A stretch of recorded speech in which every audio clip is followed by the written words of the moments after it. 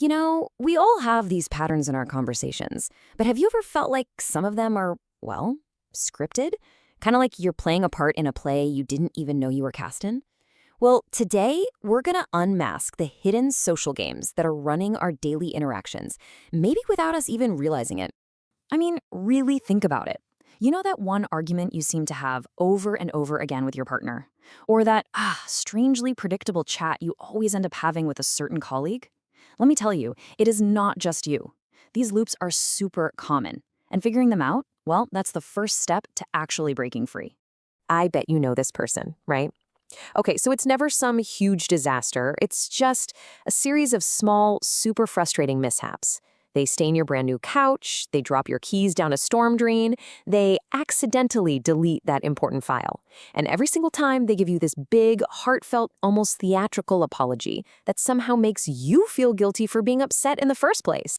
Or hey, how about this classic? You've got a colleague, right? And they come to you and they seem totally desperate for your help. So you, being a good person, you offer one practical solution after another, and what happens? Each one gets shot down with a reason why it just won't work. Before you know it, you're getting frustrated and they seem weirdly satisfied, almost like they've proven their problem is completely and uniquely unsolvable. So what if I told you that these situations, the coffee spiller, the advice rejecter, what if they aren't accidents? According to the psychologist Eric Berne, these aren't just personality quirks. Nope. He says they're actually highly structured subconscious games. And yeah, they come complete with rules, players, and a hidden psychological prize. Okay, so the most important thing to get here is this. A social game, it isn't about fun. Not at all.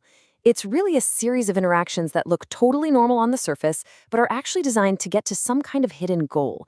And that's why the pattern repeats over and over, because it's giving the players something they subconsciously really want. All right, so let's dive into our first example. Remember our friend who's always spilling coffee on you?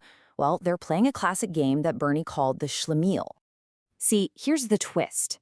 The Schlemiel isn't really just clumsy. The whole game is set up to create a mess that's, just small enough that it can be smoothed over with a charming apology. The real prize here isn't getting away with spilling coffee. No, it's about getting that forgiveness without ever actually having to change their behavior.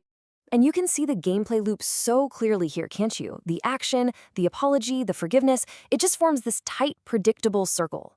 And here's the kicker. The other player, the one offering the forgiveness, they're actually enabling the game to keep going. So the only way to stop it is to break that loop. Maybe by, not accepting the apology so easily and actually asking for a real change. And this phrase, this is the key to the whole thing. It frames their behavior as just an unchangeable part of who they are. Oh, I'm just so clumsy, instead of a choice they're making. It's the perfect little defense mechanism that powers the entire game. All right, now let's talk about that yes, but trap. This is the game played by that colleague who shoots down all your brilliant advice. And let me tell you, this is one of the most common games out there. You see it at work, you see it at home. Bernie had a great name for it. Why don't you yes, but? Now, this one seems like a total paradox, doesn't it? I mean, on the surface, they look like they're giving up control by asking for help. But the hidden motivation is the exact opposite. See, by proving that nobody else has the answer, they actually get to reinforce their own control over the situation, even if it's a bad situation. Just look at this cycle. The point isn't to actually find a solution back in steps 1 and 2. No way. The real goal is to shoot down every single idea in step 3 so they can get to the payoff in step 4, proving that their problem is completely unsolvable and hey, they get to stump everyone who tried to help. So, have you ever heard this? Or let's be honest, have you ever said this? This is the signature move of the why don't you yes but player. It's like a conversational checkmate, right? It just completely shuts down the other person's move and makes sure the game keeps going. Okay, let's put them side by side and really see what's happening. On the surface, you've got one person just being clumsy and another person who's just asking for help.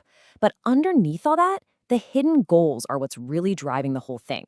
The Schlemiel is after forgiveness without any real accountability. And the yes but player, they want control while looking helpless. See, it's all about that hidden payoff. Which brings us to the really important question, right? Behind all these complicated and, let's face it, often frustrating games, what is the ultimate psychological prize that we're all playing for? Well, it pretty much boils down to a few core motivations.